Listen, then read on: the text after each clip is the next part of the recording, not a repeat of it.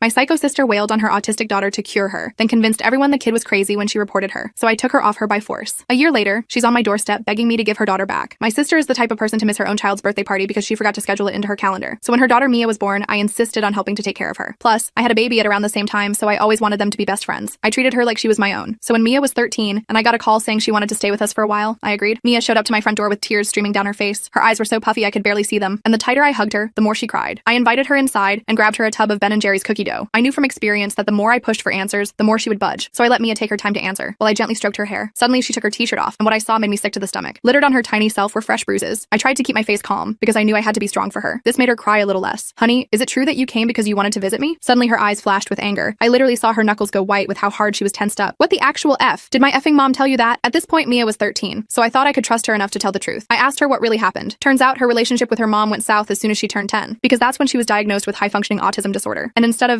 being a good parent and accepting her for who she is, her mom tried to beat it out of her. Mia told me that if her mom ever caught her stimming or trying to meditate to regulate her overstimulation, she would shout right in her ears. And recently she bought a speakerphone to amp up the autism healing. I felt myself choke up and sniffle to hold back the tears when she said that. In front of me was a kind and sweet girl that the world had been unkind to. I didn't know what to do, but one thing was for sure. There was no way she was going back to my sister's house. I promised she could stay as long as she wanted and handed her my phone so she could order noise-canceling headphones and a fidget cube of her choice. I could tell she appreciated it, because even through her tears, the corners of her lips moved slightly upwards. I had no idea this was the calm before the storm. At first, Mia was just quiet, staying in the guest room most of the time. I figured she was decompressing, so I gave her space. My own kids were a little confused about why their cousin wasn't talking to them like usual, but they didn't push it. Then, small things started to happen. My youngest, Timmy, came to me one day with a red mark on his arm. Mia pinched me, he whispered. I tried to talk to Mia about it, but she just stared at me with hollow eyes. I didn't do anything, so I convinced myself that it was a misunderstanding, but the incidents kept escalating. One night, I heard a scream from the bedroom. I rushed in to find Mia standing over my oldest daughter, Lily, who had a bloody nose. Mia was breathing heavily, while Matt looked up at me with terror in his eyes. I took her to the living room and tried to stay calm. What happened? She just shrugged, like she didn't even register what she'd done. I was caught between wanting to protect her and needing to keep my kids safe. The guilt was eating me alive. Over the next few weeks, Mia's behavior became more unpredictable. She would scream at the slightest noise, throw things when my kids laughed too loud, and once she pulled Timmy's hair so hard I had to pry her fingers off. I tried to be patient. I really did. But my kids were scared of their own home. One evening, after another meltdown where Mia threw my favorite vase at Lily and almost unalived her, I called my sister. I couldn't handle it anymore. I was desperate. She picked up straight away. What did she do now? When I explained everything, there was silence on the other end. Then she laughed. A sharp, cruel laugh. Of course she's acting crazy. She always has been. She gave herself those bruises. And that whole autism skit, she made it up for attention. I was stunned. Could I really have been that gullible? The doubt crept in like poison. The next morning, I sat Mia down. Your mom is coming to get you. I think it's best you go home. She didn't cry. She didn't yell. She just walked out the door with her backpack, looking more defeated than I'd ever seen anyone. I spent all night wondering if I had done the right thing. The next morning, I had my answer, because that's when I got the call. It was the police. Mia had been found after committing self-unalive. I immediately fell to the floor. My sister was evil, and I had left her in her clutches. I rushed to the hospital in a complete daze. I don't even remember the drive there. My husband stayed home with the kids, and I just kept repeating, fuck, fuck, fuck the entire way. The hospital parking lot was a blur. I think I might have parked illegally, but I didn't care. I just needed to see Mia. My hands trembled on the steering wheel, and I nearly tripped getting out of the car, my body moving faster than my brain could process. When I got to the reception desk, I could barely form words. Mia, my niece, sewer slide attempt, where is she? The woman at the desk looked at me with those practiced, sympathetic eyes that hospital staff have. She asked if I was immediate family, and I just nodded. No time for explanations. The fluorescent lights buzzed overhead, making my growing headache worse as I fidgeted impatiently, waiting for information. They directed me to the pediatric ICU on the 3rd floor. The elevator ride felt like it took years. The antiseptic smell made my stomach turn, and a janitor's cart blocked half the hallway, forcing me to squeeze past. When the doors finally opened, I saw my sister sitting in the waiting area, scrolling through her phone like she was waiting for a fucking oil change, not sitting outside her daughter's hospital room after a sewer slide attempt. I wanted to scream at her. I wanted to grab her by the throat and demand how she could sit there so calmly, but I didn't. I just walked past her without a word and went straight to the nurse's station to ask about Mia. My sister didn't even look up as I passed, her manicured nails tapping away at her screen. She's stabilized, the nurse told me, her voice gentle but clinical. She took a large amount of pills, but they pumped her stomach in time. She's sedated right now. The nurse, her name tag read Diane, had kind eyes that crinkled at the corners, the only warmth in this sterile environment. I asked if I could see her, and the nurse hesitated. She glanced over at my sister, who was now watching us with narrowed eyes. Only immediate family at this time, she said apologetically, shuffling some papers on her desk. My sister walked over, all fake concern now that someone was watching. I'll let you know when she wakes up, she said, her voice dripping with false sweetness. You should go home to your kids. She placed a hand on my arm that looked comforting to anyone watching, but felt like ice through my sleeve. I wasn't leaving. No fucking way. I planted myself in that waiting room and told her I'd stay all night if I had to. She shrugged and went back to her phone. We sat in silence for almost 2 hours, the only sounds the occasional beeping from beyond the double doors and the soft murmur of nurses changing shifts. I counted the ceiling tiles, read every outdated magazine, and memorized the fire evacuation plan posted by the exit before a doctor came out and said Mia was awake and could have visitors. My sister stood up immediately. I'd like her aunt to come too, she said, surprising me. They're close. The words sounded rehearsed, as if she'd calculated exactly how to appear like the perfect accommodating mother. The doctor nodded and led us both to Mia's room. I wasn't prepared for what I saw. Mia looked so small in that hospital bed, hooked up to monitors and an IV. Her face was pale, and her eyes were vacant. Her usually vibrant brown hair lay limp against the pillow, and her chapped lips were cracked with dehydration. When she saw me, though, something flickered there. Relief, maybe, or hope. When she saw her mother, that flicker died instantly. The doctor explained that Mia would need to stay for at least 72 hours for psychiatric evaluation, which was standard procedure for sewer slide attempts. My sister nodded along like this was all routine, like her daughter hadn't just tried to end her life because of her. She even took notes in her phone, as if this were a business meeting. When the doctor sister left, my sister immediately started in on Mia. What were you thinking? She hissed, keeping her voice low. Do you know how embarrassing this is? Everyone's going to think I'm a terrible mother now. Her perfectly applied makeup couldn't hide the cold fury in her eyes. I couldn't believe what I was hearing. Are you fucking kidding me right now? I snapped. Your daughter just tried to cull herself and you're worried about how it makes you look? My voice echoed off the sterile walls, and I noticed Mia flinch at the sudden noise. My sister turned to me with ice in her eyes. You don't know anything about our situation. You've always thought you know better, haven't you? Always trying to take her from me. Her words were razor sharp, practiced barbs she'd clearly used before. Before I could respond, a nurse came in to check Mia's vitals. My sister immediately switched to concerned mother mode, asking questions about Mia's care and recovery. The performance was sickening. She even had tears ready, dabbing at the corners of her eyes with a tissue she produced from her designer purse. When the nurse left, Mia spoke for the first time. Her voice was raspy and weak, like sandpaper on metal. I want to go home with Aunt, she said, not looking at either of us. Her fingers picked nervously at a loose thread on the thin hospital blanket. My sister laughed that same cruel laugh I'd heard on the phone. That's not happening. Your aunt doesn't want you. She sent you back, remember? She said it with such casual cruelty, like reminding someone they'd forgotten to buy milk. I saw Mia flinch like she'd been slapped. I couldn't take it anymore. Mia, I'm so sorry, I said, moving closer to her bed. I made a terrible mistake. I should have believed you. I should have protected you. I reached for her hand, but she pulled away slightly, her trust in me clearly broken. My sister grabbed my arm and pulled me toward the door. We need to talk outside, she said through gritted teeth. Her nails dug into my skin hard enough to leave marks. Once we were in the hallway, she dropped the act completely. Listen to me, she said, her voice low and threatening. Mia is my daughter. Mine. Not yours. She's manipulating you, just like she manipulates everyone. She's sick in the head, and I'm the only one who knows how to handle her. Spittle formed at the corners of her mouth as she spoke, her perfect composure slipping. I stood my ground. She tried to cull herself because of you, I said. I'm not letting her go back to that. I could feel my heart pounding in my chest, adrenaline coursing through me. My sister's face hardened. You have no choice. I'm her legal guardian, and if you try to interfere, I'll make sure you never see her again. I'll tell everyone you've been filling her head with ideas, encouraging her behavior. Who do you think they'll believe? The mother or the aunt who's always been jealous of me? Her smile was venomous, confident in her power. She had a point, and she knew it. I had no legal right to Mia, but I wasn't giving up. I went back into the room while my sister stepped away to talk to the doctor. Mia was staring at the ceiling, tears silently streaming down her face, creating dark spots on her pillow. Mia, I said softly, taking her hand. I believe you. About everything. The abuse, the autism, all of it. I'm so sorry I didn't believe you before. My voice cracked with emotion, the weight of my failure crushing me. She turned to look at me, her eyes full of pain. You sent me back, she whispered. Each word fell like a stone between us. Those 3 words felt like a knife to my heart. I know, I said, my voice breaking, and I will never forgive myself for that, but I promise you, I'm going to fix this. I'm going to get you out of there. I just need time. I squeezed her hand gently, willing her to believe me. She didn't respond, just turned her face away from me. I couldn't blame her. Why should she trust me now? The steady beep of her heart monitor filled the silence between us. The next 3 days were a nightmare. I visited the hospital every day, but my sister was always there, watching our every interaction like a hawk. Mia barely spoke. The psychiatric evaluation determined that she was at risk and recommended outpatient therapy. No shit, she was at risk. She was living with her abuser. I wanted to scream this at every doctor and nurse I saw, but my sister's threats kept me in check. When it was time for Mia to be discharged, I tried one last desperate attempt to convince the hospital staff that sending her home with my sister was dangerous. I told them about the abuse, the bruises, everything Mia had told me. They said they'd note my concerns, but without evidence or Mia speaking up herself, there wasn't much they could do. The social worker looked genuinely sympathetic, but explained that their hands were tied legally. I watched helplessly as my sister led Mia out of the hospital. Mia looked back at me once, her eyes pleading before they disappeared through the automatic doors. The sound of those doors hissing shut behind them felt like a death sentence. I cried the entire drive home. My vision blurred so badly at one point that I had to pull over, sobbing into my steering wheel on the shoulder of the highway while cars rushed past. When I got there, my husband took one look at my face and just held me while I sobbed. I told him everything. The abuse, my sister's threats, how I'd failed Mia. He listened without interrupting, then said, "We need a plan." His calm determination was the anchor I desperately needed. We spent the next few days researching child protective services, legal guardianship, documentation of abuse. I called Mia several times, but my sister always answered her phone, saying Mia was resting or not feeling well enough to talk. Each excuse was delivered with barely concealed satisfaction. I was going crazy with worry when, 5 days after Mia was discharged, I got a text from an unknown number. "It's Mia, using friend's phone. Mom took mine. Please help." My heart leaped into my throat when I saw her name. I immediately texted back asking where she was and if she was safe. She said she was at school but would be home soon. Her mom had been worse since the hospital, watching her every move, screaming at her for the smallest things, threatening to send her to a special school for problem kids if she didn't act normal. Each message made my stomach knot tighter with fear for her. I told her to hang in there, that I was working on a plan. I asked if she could document the abuse somehow. Pictures, recordings, anything. She said she'd try but was scared of getting caught. The thought of what might happen if my sister discovered her documenting the abuse made me feel physically ill. 2 days later, I got another text from the same number. "Check mail tomorrow." That was it. No explanation. I barely slept that night, wondering what Mia had managed to send. The next day, I practically attacked the mailman when he came. Among the bills and junk mail was a small padded envelope addressed to me in unfamiliar handwriting. Inside was a USB drive and a note that simply said, "Password, Bluebird 1910. My hands shook as I held the tiny device, knowing it might be our only chance to help Mia. I plugged the drive into my laptop immediately. It was password protected just like the note said. When I entered Bluebird 1910, it opened to reveal dozens of files, audio recordings, photos, and a Word document titled Read First. The organization was meticulous, showing a level of planning that broke my heart. The document was a letter from Mia, explaining that she'd been secretly recording her mom's outbursts for months. She'd hidden an old phone in her room that my sister didn't know about. The photos showed bruises on her arms, legs, and back, each labeled with dates. Some were faded yellow, others vivid purple, forming distinct finger marks. Some of the audio files had descriptions. Mom screaming about stimming, mom threatening special school, mom telling me I'm faking autism. I felt sick as I clicked through everything. The recordings were worse than I could have imagined. My sister's voice, distorted with rage, screaming things like, "Stop that fucking hand flapping or I'll break your fingers," and "No one will ever love you if you keep acting like a R word." I had to stop listening several times because I was shaking so badly. In one recording, I could hear Mia crying softly in the background, trying to muffle the sound while my sister ranted about how embarrassing it was to have a daughter who acted like a freak. The most recent recording was from just after the hospital. My sister could be heard saying, "If you ever try that sewer slide bullshit again, I'll make sure they lock you up in a real psych ward, one where they use restraints and shock therapy. Her voice was eerily calm, which somehow made the threat even more terrifying. I was literally sick to my stomach. I barely made it to the bathroom before throwing up, heaving until there was nothing left but bile. This was my sister, my own flesh and blood. How could she be this monster? The woman who had shared my childhood bedroom, who had once comforted me after nightmares, was now the source of her own daughter's terror. I copied everything to my computer, then made another copy on a different drive, just to be safe. I called my husband at work and told him to come home early. We needed to make decisions, fast. The urgency in my voice must have conveyed the seriousness because he said he'd leave immediately, no questions asked. When he got home, we sat down and went through all the evidence together. It was overwhelming. There was no question now. Mia needed to be removed from that house immediately. The bruises alone were damning, but the audio recordings were undeniable proof of emotional and physical abuse. We should go to the police, my husband said, his face grim as we listened to my sister threatening to slap the autism out of Mia. I hesitated. What if they don't do anything? What if they talk to my sister and she convinces them Mia is making it all up? She could destroy the evidence, make things even worse for Mia. My mind raced with worst-case scenarios, each more terrifying than the last. We debated back and forth for hours. Finally, we decided on a two-pronged approach. I would contact CPS with copies of the evidence and simultaneously consult with a family lawyer about getting emergency temporary guardianship. My husband made coffee as I organized the files, preparing them to be shared with authorities. The next morning, I called in sick to work and spent the day making calls. The CPS worker I spoke to sounded concerned but warned me that the process could take time. The lawyer was more encouraging, saying the audio recordings were compelling evidence that could support an emergency order. I felt a glimmer of hope for the first time in days. I was on the phone with the lawyer when I got another text from Mia's friend's phone. 911. Mom found out. Freaking out. Locked in bathroom. The message hit me like a physical blow. My heart stopped. I told the lawyer I'd call back and immediately dialed 911. I explained the situation. My niece was in danger. Her mother was abusive. She was currently hiding in the bathroom. They said they'd send officers right away and took down my sister's address. The dispatcher tried to keep me on the line, but I couldn't wait. I grabbed my keys and raced to my car. The drive to my sister's house was the longest 20 minutes of my life. Every red light felt like torture. I ran one completely, narrowly missing a collision with a delivery truck. When I pulled up, there were already two police cars in the driveway. I ran to the front door, which was open. Inside, I could hear shouting. I found everyone in the upstairs hallway. My sister was screaming at a closed bathroom door while two officers tried to calm her down. Her face was contorted with rage, her perfect appearance completely undone. When she saw me, she went ballistic. You! She shrieked. You put her up to this, didn't you? You've always wanted to take her from me. She lunged toward me, but one of the officers caught her arm. One of the officers stepped between us. Ma'am, please calm down, he said to my sister. Then he turned to me. And you are? His hand rested on his belt, near his taser. I'm her sister, I said, pointing at my sister. Mia's aunt. I'm the one who called 911. My voice was steadier than I felt, adrenaline keeping me focused. The other officer was knocking on the bathroom door. Mia, it's the police. You're safe now. Can you open the door? His voice was gentle but authoritative. There was silence, then the sound of the lock turning. The door opened slightly, and I could see Mia's terrified face peeking out. Her cheek was red, the beginning of a bruise forming. When she saw me, she flung the door open and ran straight into my arms, sobbing. She clung to me like I was a life raft in a storm, her whole body trembling. My sister lunged toward us, but the officers held her back. She's lying, my sister screamed. She makes things up for attention. She hurts herself and blames me. Spittle flew from her mouth as she struggled against the officer's grip. I held Mia tightly as she trembled against me. I have evidence, I told the officers. Audio recordings, photos, everything. She's been abusing Mia for years. I could feel Mia's heart racing against my chest. The next few hours were a blur of statements and questions. The officers separated us, Mia and me in the living room, my sister in the kitchen with the other officer. Mia showed them the bruises on her arms, fresh ones from that day when my sister had grabbed her after discovering she'd been recording her. The officer photographed each mark, his face growing grimmer with each shot. I explained about the USB drive, the sewer slide attempt, everything. One of the officers made a call, and soon a woman from CPS arrived. More questions, more statements. Mia was incredibly brave, answering everything clearly despite her obvious fear. She spoke quietly but firmly, no longer hiding the truth. Finally, the CPS worker pulled me aside. We're going to remove Mia from the home temporarily, she said. Given the evidence and the immediate safety concerns, we believe it's in her best interest. Would you be willing to take her? Her clipboard was filled with notes, and she looked at me with cautious hope. Absolutely, I said without hesitation. That's all I want. Relief flooded through me so intensely that my knees felt weak. My sister was still in the kitchen, now sitting silently at the table while an officer watched her. The CPS worker went in to speak with her. I couldn't hear what was said, but my sister's face went from angry to shocked to defeated in the span of minutes. Her perfect mask had finally cracked completely. When the CPS worker came back, she explained that my sister had agreed to a temporary voluntary placement with me while the investigation proceeded. It wasn't a permanent solution, but it would keep Mia safe for now. The alternative was emergency foster care, and even my sister couldn't argue that was better for Mia's image. They gave us 15 minutes for Mia to pack some essentials. I helped her gather clothes, medications, and a few personal items. She moved mechanically, as if in shock, carefully selecting items that clearly had special meaning. A worn stuffed rabbit, a journal hidden under her mattress, a small box of trinkets from her desk drawer. My sister watched from the doorway, her eyes cold. As we were leaving, she grabbed my arm. This isn't over, she hissed. She'll show her true colors eventually, and you'll see I was right. Her nails dug into my skin again, but I barely felt it. I pulled my arm away. Get help, I told her. Seriously, there's something wrong with you. I meant it sincerely, despite my anger. The person my sister had become was unrecognizable to me. The drive home was quiet. Mia stared out the window, clutching her backpack. I wanted to say something comforting, but what could I possibly say that would make any of this better? The weight of everything that had happened hung between us. Finally, I just said, I'm so sorry, Mia, for everything, for not believing you, for sending you back there. I will never forgive myself for that. My voice cracked with emotion. She turned to look at me, her eyes red from crying. You came back for me, she said softly. That's what matters. Her hand reached out tentatively and rested on mine for just a moment. When we got home, my husband had already prepared the guest room. Fresh sheets, clean towels, a new set of pajamas. My kids were confused and a little scared, but they were kind to Mia, giving her space but letting her know they were there. My youngest offered her favorite stuffed animal for comfort, a gesture that brought the first real smile to Mia's face. That night, after everyone else was asleep, I sat in the kitchen with a glass of wine, trying to process everything that had happened. The house was quiet except for the occasional creak of settling wood and the distant hum of the refrigerator. My phone buzzed with a text from my sister. You'll regret this. Classic her, still threatening even when cornered. I didn't respond. Instead, I went to check on Mia. She was asleep, curled up tightly under the blankets. For the first time in weeks, she looked peaceful. I gently closed her door and went back to the kitchen. I knew this was just the beginning. There would be court dates, interviews, evaluations. My sister wouldn't give up without a fight. But looking at that text, I felt something I hadn't felt in a long time. Certainty. I was doing the right thing, finally. The next morning, I woke up early and made pancakes, Mia's favorite. She came downstairs looking hesitant, like she wasn't sure if she was really welcome. I pulled out a chair for her at the table. "Welcome home," I said, placing a stack of pancakes in front of her. For real this time. She gave me a small smile, the first genuine smile I'd seen from her in weeks. It wasn't much, but it was a start, and for now, that was enough. The next few days were a weird mix of peaceful and tense. Mia started to settle in, but she was still jumpy as hell. Every time my phone rang, she'd freeze up like a deer in headlights, thinking it was my sister calling to drag her back. I tried to reassure her, but honestly, I was nervous too. My sister wasn't the type to just give up and walk away. 3 days after Mia moved in, I got a package in the mail. No return address, just my name scrawled in unfamiliar handwriting. I opened it carefully, half expecting something nasty. Inside was a journal, Mia's journal. There was a note attached that said, "If anything happens to me, tell the truth." My blood ran cold. Mia had mailed this before her sewer slide attempt, like she was preparing for the worst. I didn't want to invade her privacy, but the note made it clear she wanted me to read it. So after the kids went to bed that night, I sat down with a glass of wine and opened it up. Holy shit. Page after page of documented abuse. Dates, times, what my sister had said and done. Mia had even drawn little diagrams of where bruises were on her body, with notes about how she got them. Mom grabbed arm when I was humming. Mom pushed me into doorframe for looking weird. It was effing methodical, like something a detective would put together. The most chilling part was a page where she'd written down my sister's iCloud password. Next to it, she wrote proof in her account, voice memos, texts to her friend Vanessa about me. This kid was smart. She knew no one would believe her without evidence, so she'd found a way to get it. My hands were shaking as I grabbed my laptop. I hesitated for a second. Was I really about to hack into my sister's account? But then I remembered Mia's face in that hospital bed, and I typed in the password without another thought. What I found made me physically sick. There were voice recordings my sister had made of herself mocking Mia for acting disabled. In one, she was threatening Mia, saying she'd break every bone in your body if you don't stop this autism bullshit. There were texts to her friend bragging about how she'd slapped Mia good to knock the weird out of her. The worst was a video in her recently deleted folder. She was screaming at Mia for humming. Then you could hear a slap and the phone falling. Mia's crying afterward was something I'll never forget. I copied everything to my computer, then to a USB drive, then emailed it all to myself. No way was I risking losing this evidence. I was so angry I could barely see straight. I wanted to drive to my sister's house and hit the crap out of her. Instead, I called her. She picked up on the first ring, like she'd been waiting for me to break. "What do you want?" she asked, sounding bored. "Why didn't you tell me about Mia's mental health issues?" I asked, trying to keep my voice steady. I needed to play this smart. "What? The autism thing?" She laughed. "I told you that's just for attention." All Mia ever needed was a firm hand. She sounded so casual, like we were discussing the weather instead of her abusing her child. "I found Mia's journal," I said quietly. There was a long silence. Then, "You went through her things? That's illegal, you know." Her voice had changed, gotten colder. The threat was quiet but clear. "I also found the recordings, the texts, the videos." I let that sink in. Another silence, longer this time. "You're bluffing," she finally said, but I could hear the uncertainty. "I have copies of everything, Sarah. Everything." I hung up before she could respond. I didn't go to the police right away. I knew how people like my sister operated. She'd twist things, make herself the victim somehow. Instead, I started small. I called our cousin Greg the next day, casually mentioning some concerns I had about how Sarah treated Mia. He was skeptical at first, but then admitted he'd stopped visiting because he once heard Sarah yelling at Mia so loudly it made him uncomfortable. "She was screaming right in the kid's face," he said, "over something stupid, like Mia tapping her fingers on the table. It felt wrong." Next, I talked to our Aunt Diana, who said she'd noticed Mia was always nervous and flinching around Sarah. Little by little, I started building a network of family members who had seen glimpses of the truth. It didn't take long for Sarah to catch wind of what I was doing. She started her own campaign, telling family members I was mentally unstable, that I was so grief-stricken over Mia's sewer slide attempt that I'd become delusional. She sent texts saying I was trying to ruin her out of jealousy, and that Mia was always dramatic. The next day, she showed up at my front door with a fake smile plastered on her face. "I think we should start over," she said sweetly, "for Mia's sake." I shut the door in her face. While all this was happening, I was digging deeper. I checked Mia's school records and found out she'd been suspended twice in the last year for screaming fits and aggression. No one had called me despite being listed as an emergency contact. I called the school pretending to need clarification on my contact info and discovered it had been manually removed by Sarah. The secretary sounded confused, saying, "That's odd. It was definitely in the system before." The biggest bombshell came when I was going through some papers Mia had brought with her. I found documents showing Sarah had been receiving government disability payments for Mia's autism diagnosis, the same diagnosis she claimed Mia was faking. She'd been getting almost $800 a month for over 2 years, money that Mia never saw a penny of. I started keeping detailed notes of everything I discovered, screenshots, dates, names of people I'd talked to. I wasn't just building a case for the police anymore. I was building one for our entire family, for the school, for every system Sarah had manipulated. The CPS investigation was moving slowly. They interviewed Mia multiple times, and each time she came home exhausted and withdrawn. The social worker, a woman named Amber, seemed genuinely concerned but kept reminding me that the process takes time. "We have to be thorough," she explained, "especially in cases where one parent is accusing the other of fabricating abuse." I wanted to scream that Sarah wasn't even denying the abuse anymore. She was justifying it. 2 weeks after Mia came to live with us, our family held a small gathering to honor Mia's recovery. It was my mom's idea. She thought it would help Mia feel supported. I was nervous about it, but Mia seemed to want to go. Sarah was there, of course. She wouldn't miss a chance to control the narrative. Halfway through the gathering, Sarah stood up to give a speech. She talked about how she had always done her best as a single mother and how Mia struggled with reality sometimes. She even had the nerve to cry, dabbing at her eyes with a tissue while everyone looked on sympathetically. I couldn't take it anymore. Without saying a word, I pulled out my phone, connected it to the Bluetooth speaker, and played one of the recordings. Sarah's voice filled the room, screaming at Mia, "You disgusting little freak! No one will ever love you if you keep acting like this." The silence afterward was deafening. My mom's hand flew to her mouth. My Uncle Kyle dropped his drink. Sarah stood frozen, her mouth open mid-sentence. The fallout was immediate. My cousin Isabella got up and walked out without a word. My Aunt Diana followed, giving Sarah a look of pure disgust as she passed. My parents stayed, but my dad couldn't even look at Sarah. He just stared at the floor, his face ashen. Sarah tried to do damage control, claiming the recording was taken out of context or manipulated somehow. No one believed her. The cracks in her perfect image were spreading too fast. The next day, my parents called in tears, apologizing for not seeing what was happening. "We should have known." My mom sobbed. "We should have protected Mia." I didn't disagree, but I also knew Sarah had fooled everyone for years. She was that good at hiding her true self. Over the next few weeks, Sarah's carefully constructed life began to unravel. She lost her teaching job after parents complained about having an alleged child abuser around their kids. She was kicked out of her fancy parenting group. Someone even threw eggs at her car. But the most significant significant change was that she'd lost control of the narrative. People weren't buying her perfect mother act anymore. She called me one night sobbing hysterically. "You have to take it all down," she begged. "You're ruining my life."